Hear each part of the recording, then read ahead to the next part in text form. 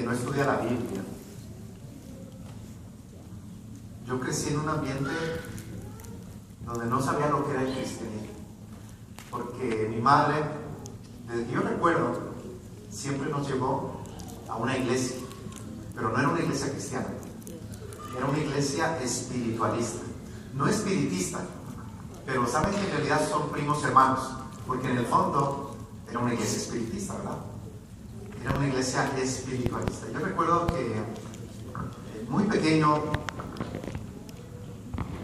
con mis hermanitos, viajábamos allá cerca del aeropuerto de la Ciudad de México, donde estaba la iglesia, y caminábamos, ¿verdad?, en el autobús, luego caminando para llegar a la iglesia. Y cuando entrábamos, recuerdo que nos hacían tomar un vaso de agua. Decían que era un agua especial. Entonces llegábamos y nos sentábamos, así como ustedes, pero no como un culto tradicional, como nosotros lo disfrutamos, sino, por ejemplo, las personas que estaban aquí al frente estaban sentadas, pero con los ojos cerrados. Y el pastor o sacerdote, ¿verdad?, así como se le llama en el cristianismo, o el ministro, se le llamaba guía.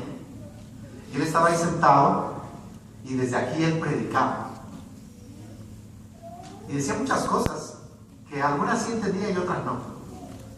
Y cuando eran los días miércoles, recuerdo que llegaba a la iglesia y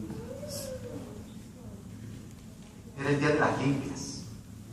Entonces, había muchos, bueno, yo le diría ahora curanderos, ¿verdad? En ese tiempo eran también guías ellos.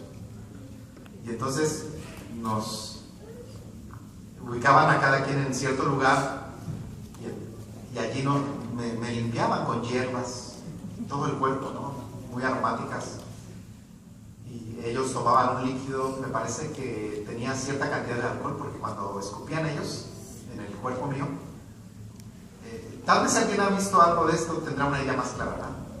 Pero me rociaban en todo mi cuerpo y entonces hacían ruidos muy extraños, silbidos extraños, y según era para sacar los malos espíritus. Pero también nos tocaba entrar a una sesión con el guía y él empezaba a invocar los espíritus de personas muertas. Él nos decía, bueno, ¿cuál es tu problema? Problema de salud, problema de familia, lo que sea. Nosotros te vamos a curar y ayudar. Y entonces empezaban a invocar nombres de muchas personas que yo ni siquiera conocía. Y decía, espíritu de fulano, espíritu de mengano, en fin, ven para acá a posesionarte y ayudar a esta persona. Y yo solamente cuento algunas cosas, podría decirles más, ¿no? Pero cuando yo empecé a madurar un poquito en mi niñez, yo decía, bueno, pero ¿qué clase de Dios es este? Yo no lo entiendo. Y recuerdo que mi mamá nos obligaba a ir a la iglesia. Pero cuando ya tenía tal vez como 10, 11 años, algo en mi mente me decía, esto no está bien. Y me rebelé cuando ya tenía más edad y podía correr, porque en esa época, cuando yo fui educado así como tal vez algunos de ustedes, ¿verdad? Allí era, ¿verdad?, no solamente con golpes, sino con lo que hubiera en mano. Y recuerdo que yo corría, cuando ya era el tiempo de ir a la iglesia, yo me escapaba, mi mamá iba atrás de mí y me obligaba a ir. Pero cuando ya iba creciendo más, ya era difícil, ¿no? Ahora sí podemos entender a veces por qué queremos tener a los jóvenes de la iglesia, ya no están, ¿verdad? Porque ya van creciendo, van tomando sus decisiones, ¿no? Y recuerdo que pasó el tiempo y yo dije, bueno, yo creo que lo mejor en mi vida es ser ateo. Y saben que yo me declaré ateo 100%.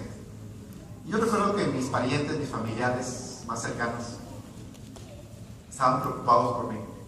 Yo les decía, pero si Dios no existe, eso es puro cuento. Y entonces, como ya estaba avanzando en mis estudios, aprendiendo del marxismo, del evolucionismo, del ateísmo y tantas cosas que eran nuevas para mí, yo empecé a adoptar esas creencias y vivía sin Dios. ya era un adolescente, y recuerdo que donde nosotros vivíamos había un terreno vacío o baldío, como se dice en ese tiempo, ¿verdad? Y recuerdo que una familia compró esa propiedad porque donde vivían anteriormente, excavando la tierra, encontraron un tesoro, encontraron monedas de oro. Y saben que yo diría que del día a la noche, de la noche a la mañana, se volvieron ricos. Pero ellos fueron muy cautelosos porque empezaron de a poquito, no querían demostrar que eran muy ricos. Pero lo primero que hicieron fue comprar esa propiedad al lado. Y entonces yo vi que era una familia muy diferente a las otras y empezamos a hacer amistad, una familia por cierto muy numerosa. Y me dijeron: Rubén, te invitamos a nuestra iglesia. Y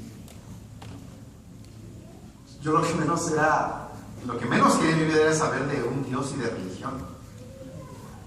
Mi mente estaba en otras cosas, ¿no? Realmente. Ya saben que en la juventud uno comienza a hacer cosas que no son buenas, no voy a decir qué cosas, pero los jóvenes de afuera mundanos, lo que aprenden a hacer no siendo muy jovencitos, ¿no? Pero en un ambiente, saben que yo crecí allí en la Ciudad de México hay barrios muy, muy peligrosos. Usted no puede pasar por ciertas calles a cierta hora porque le quitan todo, ¿no? Y podría contarles mucho de eso, pero no lo voy a hacer. Sin embargo, aprendí muchas cosas malas en ese ambiente. Qué bueno se puede aprender, ¿no? Y sin embargo, esta familia me invitó a la iglesia y ellos iban los sábados. Llegó un momento en que me fastidiaron porque siempre me decían: Rubén, vamos a la iglesia. Sí, llegué a ser amigo de ellos, pero cuando eran cuestiones de religión me fastidiaban, esa era la palabra. Hasta que un día me cansaron y yo dije: voy a ir a visitar la iglesia de ellos. Así que yo fui como obligado, fui a complacerlos. Y recuerdo que yo me llevé una impresión muy buena cuando por primera vez llegué a la iglesia. Había un joven llamado Carlos Díaz, que cuando él me vio, me saludó con un cariño, con un afecto tan grande. Seguramente tenía a Dios en su corazón, ¿verdad? Porque lo que tenemos, eso es lo que demostramos, ¿verdad? Podemos demostrar una cara larga o ser antipáticos y solamente saludar a los que son cercanos a nosotros, ¿no? Pero es una persona extraordinaria. Yo con el tiempo lo llegué a conocer y mis respetos, ¿verdad?, para esta persona. Y saben que él me saludó así de manera tan efusiva. Me preguntó mi nombre, él se presentó y me dijo: me da mucho gusto que tú visites por primera vez nuestra iglesia. Y eso me impresionó bastante, porque vivimos en una sociedad tan, ¿qué diremos?, tan cruel, yo diría, deshumanizante, que ¿qué le vamos a importar a la gente, no? Incluso a veces a la gente religiosa. Sin embargo, él me mostró un cariño afecto, un cariño sincero, su afecto. Y bueno, pero eso a final de cuentas no me impresionó tanto. Sí fue un buen gesto, pero después entré a la iglesia y me senté. Se me hizo muy largo. Ahora cuando vengo a la iglesia se me hace muy corto el sábado, pero ya quería salir de allí. Y recuerdo que pasó ese día y pasaron muchos días y me volvieron a invitar a la iglesia. Y saben que para mí eso fue lo peor. Yo decía: pero esta gente no entiende. Ya fui a la iglesia, ya cumplí. Qué bien molestan, ¿verdad?, los adventistas. Lo que uno puede pensar, ¿no? Barbaridades, ¿no? Y era Dios, ¿saben? No eran ellos, era Dios. Yo lo entendí después. Hasta que me volvieron a fastidiar. Y yo dije: bueno, ¿qué haré? Y saben que eran buenos amigos, tenía muy buena amistad con ellos, una gran familia. Y tal vez yo lo hice otra vez por amistad, pienso, y fui. Pero recuerdo que en esta ocasión fue muy diferente. Bueno, de paso, me volvió a saludar la misma persona. Rubén, qué gusto verte otra vez. Y eso también me volvió a impresionar. Pero cuando llegué a la iglesia, llegó la hora del sermón y el pastor estaba predicando sobre la segunda venida de Cristo. Pónganse a pensar que para mí no había Dios, no había Biblia, no había cristianismo. Para mí eso no era nada.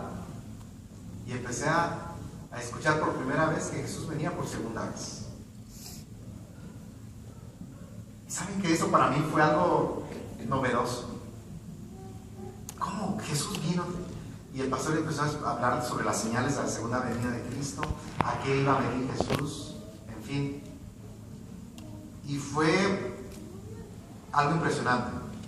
Pero otra cosa que me llamó mucho la atención, que yo no la entiendo, y no la sigo entendiendo muy bien, pero no sé ni por qué lo pensé. Cuando el predicador estaba hablando del púlpito, yo decía, yo quisiera algún día hacer lo que él hace. Yo no sé cuál es su trabajo, ni qué tanto estará diciendo, pero no sé. Me gustaría ser como él. Y él era un pastor, ¿verdad? Entonces, a partir de allí, sentí que Dios me abrió mi mente. Y dije, bueno, pero hay una Biblia. Empecé a recibir estudios bíblicos. Y para mí, ¿saben que fue algo tan emocionante tener ya una Biblia y empezar a leer? ¿Saben que yo la comencé a devorar, la lección de escuela sabática? Y empecé a disfrutar, a sentir una gran pasión por Dios, por la vida. Asistí a un ciclo evangelístico por un gran predicador, que por cierto no era pastor, pero ahí yo me di cuenta que Dios usa a cualquier persona. Era el poder de Dios. Yo le voy a pedir a Ariel si pones por favor la siguiente imagen. Bueno, no sé si se alcanza a ver en la foto, pero allí está el pastor que me bautizó, el pastor Jerónimo Madrigal, de origen tabasqueño, trabajó en Chiapas y en muchos lugares, un gran predicador. Y bueno, su hermano del pastor fue el que dio la campaña esa semana, el pastor Vicente Madrigal. No sé si alguien lo conocerá, ¿no? Pero eso ya tiene mucho tiempo atrás. Y en esa foto, pues ahí yo estoy. ¿Saben que me acuerdo que no le podía decir no a Dios? Y yo usaba el cabello largo. ¿Saben que en ese tiempo eran las modas diferentes, ¿no? Pantalones acampanados, zapatos así bien gruesos, ¿verdad? No sé si se acuerdan. En fin, y el cabello largo. Sí, ahora ya es todo lo contrario. Pero en ese tiempo tenía un cabello largo, sí, muy largo. Sí, el de Samuel era corto, largo, pero muy largo. Y saben que recuerdo que ese sábado me dijo el diácono, tú no te puedes bautizar. Y yo ya estaba listo, acepté al Señor en mi corazón, me habían doctrinado. Sabes que tienes el cabello muy largo, tú no te puedes bautizar así. O sea, en ese tiempo era una iglesia muy conservadora, ¿no? Y recuerdo que me tuve que ir en sábado. Ellos preferían que yo pagara en sábado, ¿verdad? O sea, también nos ponía a pensar que era también una transgresión, ¿no? Dice, te da tiempo, corre, ve a buscar la peluquería más cerca. Y ahí voy, ¿no? Y me cortaron, creo que quedé bien recortadito, ¿verdad? Todavía un poco cubierta la oreja, porque todavía en ese tiempo, ese era el cabello corto, ¿sabes? En ese tiempo. Y entonces me entregué a Dios. Y hay algo que yo sé que ustedes lo han experimentado, hermanos. Cuando tú te entregas a Dios y te bautizas, tú sientes algo diferente en tu vida, ¿sí o no? ¿Verdad que sí? No eres la misma persona. Yo recuerdo que después de mi bautismo yo hasta miraba todo diferente. La gente, el ambiente, yo me sentía diferente, yo era otra persona. Y recuerdo que al poco tiempo dije, no, yo tengo que hacer algo por Dios. Todos estos libros del Ángel de White yo me los devoraba. Consejos sobre el régimen alimenticio, conducción del niño, consejos de mayordomía cristiana, el conflicto de los hijos. Yo iba a la tienda adventista y compraba todo lo que podía. Y yo empecé a estudiar. Y saben que algo que yo recuerdo, y ojalá que no perdamos esto o que lo podamos desarrollar en nuestras iglesias, porque se ha perdido mucho. Yo nunca he conocido una iglesia que sepa tanto de Biblia como esa iglesia donde yo conocí al Señor. Eran los ejercicios bíblicos, no eran de Mickey Mouse, ¿no? Eran estudio serio, preguntas difíciles. Y saben que los hermanos sabían. Yo quedaba sorprendidísimo de varios de nuestros hermanos, todo ese conocimiento bíblico. Y había varios hermanos de la iglesia que sabían mucho. Y muchos de nuestros jóvenes conocían la Biblia, pero bien, las profecías. O sea, yo crecí en ese ambiente de pasión y de estudio por la palabra de Dios. Yo creo que no debemos de perder eso, ¿verdad? Eso es algo muy importante. Y entonces allí fue cuando yo empecé a tener mentores, me nombraron. Saben que mi primera responsabilidad fue director asociado de escuela sabática. Yo no sabía ni muy bien lo que era la escuela sabática. Y dirigir un programa menos. Y luego usar un saco y una corbata. Sentía que me ahorcaba. Imagínense de una manera de vivir y de vestir. Y bueno, pero Dios me fue guiando, me fue transformando. Y me dio las palabras. Yo, hermanos, pasaba a dirigir escuela sabática y me temblaban las piernas. Así literalmente. Y cuando había un púlpito yo me ponía detrás porque no quería que me vieran. Y yo empezaba a sudar. Todavía sudo un poquito, ¿no? Pero saben que en realidad fue un desafío. ¿Y yo por qué lo hice? Bueno, porque yo decía, el Señor quiere que yo haga esto. No importa por lo que tengan que pasar. Y era muy jovencito. Tenía creo que 17 años o 16 cuando tuve mi primer cargo. Luego me nombraron el siguiente año director de diáconos. Yo ni siquiera había sido diácono, me nombran de director. Y luego todos mis diáconos no eran jóvenes, eran ya personas mayores que yo. Algunos ya eran casados, maduros. Y cuando había Santa Cena ni yo oficiaba, porque no era ordenado. Era muy joven, pero Dios así me quería usar. Y luego me nombraron como director asociado de obra misionera. Imagínense al tercer año en la ganancia de almas. Y yo quiero decirles algo, hermanos, que cuando yo llegué a la iglesia por primera vez adventista, yo llegué a pensar que la gente no daba ni un centavo por mí. Incluso ya bautizaba, porque yo me sentía raro a veces, porque era el único de mi familia, y todavía sigo siendo el único adventista de mi familia. Yo llegaba solito, siempre. Nunca tuve una red de familia allí. Lo bueno que tuve una red de buenos amigos, que ellos me ayudaron bastante. Pero a veces yo me sentía solo. Puedo entender a algunos de ustedes que llegan solo a veces a la iglesia, ¿no? O solas, ¿no? Pero doy gracias a Dios porque en la iglesia yo encontré siempre una buena familia. Pero a veces yo me sentía así, bueno, pero ¿qué vale Rubén Rivera? Tal vez un centavo, ¿no? O 20 centavos en el tiempo de México, cuando las monedas eran grandes, no 20 centavos. Pero con el tiempo yo me di cuenta que el valor no era el que la gente me ponía o el que yo me ponía, sino el que Dios me daba. Así que tú piensas siempre en eso. Es el valor que Dios te puede dar. Pasó el tiempo y llegaron los colportores de Chiapas y de Tabasco. Ellos fueron mis maestros. Y yo vi que llegaron a inundar la Ciudad de México. Traían camiones llenos de colportores. Los reclutaban. Y yo veía que estaban por todas las iglesias y eran hermanos buenos predicadores, muy misioneros, daban estudios bíblicos, ganaban armas, vendían libros. Y yo me hice amigo de ellos. Yo siempre, no sé, gracias a Dios, siempre me ha gustado ser amigable y cultivar las amistades. Y empecé a tener muchos amigos y empecé a aprender de ellos. Y entonces yo les decía, bueno, ¿ustedes qué hacen? ¿A qué se dedican? Y me decían, bueno, te vamos a invitar. Y yo salía con ellos a colportar. Y era todavía muy nuevo en la iglesia. Y yo dije, esto es muy importante. Y ellos daban campañas de barrio, ellos predicaban y ellos me llevaban. al poco tiempo ya me ponían a predicar. Yo nunca había predicado campañas de barrio, yo lo hice. Y en la iglesia también. Recuerdo que un miércoles, mi primer sermón en la iglesia fue un miércoles, no un sábado. Si no, no sé qué hubiera pasado el sábado, me hubiera desmayado. Y yo recuerdo que ese miércoles, y el pastor me puso hasta eso. Ni me pidió permiso. Dijo, Rubén, tal fecha tú predicas, tienes tantos meses para prepararte. Y cuando llegué a la iglesia, pues no había nadie. Y yo decía entre mí, qué bueno, no va a haber culto, o tal vez va a llegar uno o dos. Pero había la guardatemplo y ella bajó, vivía en la parte de arriba, la hermana que no veo. Y bajó y me dijo, Rubén, no ha llegado la gente, qué raro, a esta hora ya deben de estar casi todos.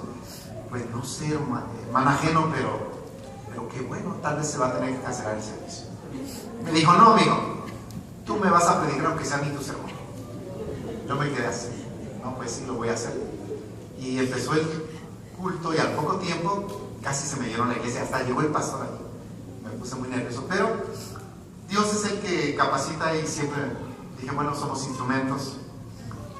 Después, hermanos, me puse a colportar, ¿verdad? Como les dije, y ahí yo me llegué a dar cuenta que Dios tenía un plan para mí. Sentía llamado para ser pastor. Luego me fui a Montemorelos. Y bueno, esa ya es otra historia que en otra ocasión les contaré, ¿verdad? Han pasado muchos años, pero yo aprendí desde un principio lo que leímos. Clama a mí y yo te responderé. Y te enseñaré grandes cosas y ocultas que tú no conoces. Esto se cumplió en mí. Porque si les contara tantas y tantas cosas. Pero hay algo que les voy a decir, un secreto que yo he vivido. Todo lo que yo le he pedido a Dios me lo ha dado. Y a veces yo dije, no, Dios nunca me lo va a dar. Y ha pasado mucho tiempo y Dios me lo ha dado hasta doble o triple. En cualquier aspecto de mi vida. No solamente en lo material, porque eso no cuenta mucho, ¿no? Eso no vale mucho.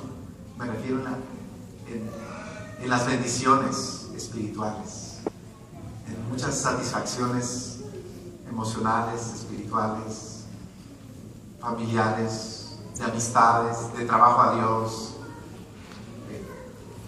Así que yo sí creo lo que dice la Biblia. Yo sí creo lo que Dios dice. Cuando Él habla y dice, clama a mí, yo sí creo que Él responde. Y yo creo que mi vida es una demostración de que Él respondió. Amén. Yo no puedo pensar otra cosa. ¿Puedes poner el último, Ariel? No, el anterior, ese.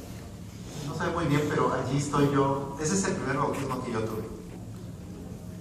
Cuando empecé el ministerio en la Ciudad de México y yo todavía no era ordenado. Hasta eso, ¿saben que Dios me ha dado tantos privilegios? Porque en México y en Latinoamérica las normas son diferentes. Solamente el pastor ordenado puede bautizar. Aquí en Norteamérica, por leyes del gobierno, que en otro momento les explico, se puede que los pastores, aunque no sean ordenados, bauticen.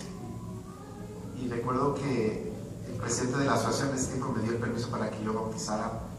Y creo que bauticé 9 en ese primer bautismo. Este fue mi primer bautismo. Y pues yo lo conservo mucho. Ya hago ese contraste, ¿no? Ya les mostré la primera foto. Yo siendo bautizado. Y ahora yo nunca imaginé que yo podía llevar a una persona a las aguas del bautismo. Y para mí eso es algo extraordinario. Así que Dios no se equivoca, ¿verdad? Clama